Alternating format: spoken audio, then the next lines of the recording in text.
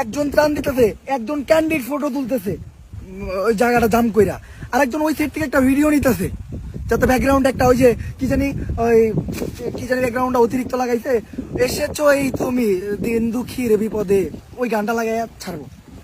ঠিক আছে, আবার দেখি তারা গাড়ির ভিতর থেকে সুন্দর সুন্দর স্টোরি দেয়, এমনি ঘুরায়া মানে কত সুন্দর হাসি, চশমা একটা লাগায়, মানে ওকে হাসি দেখলে কই যাবি তাগুন দেওয়া জায়গা।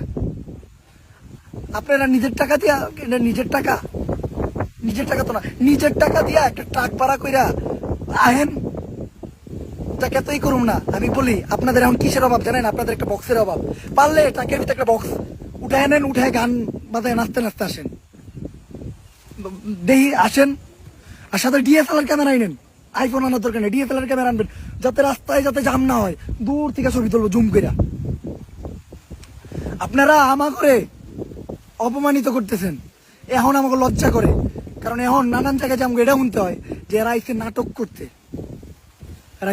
করতে, ভাই একজন ত্রাণ দিতেছে, 5 জন ছবি তুলতেছে, আমার নিজের চোখে দেয় আজকে। এরা ট্রাকের উপরে হই হই হই হই হই হই করে দিতেছে, আমার নিজের চোখে, আমি আই উইটনেস।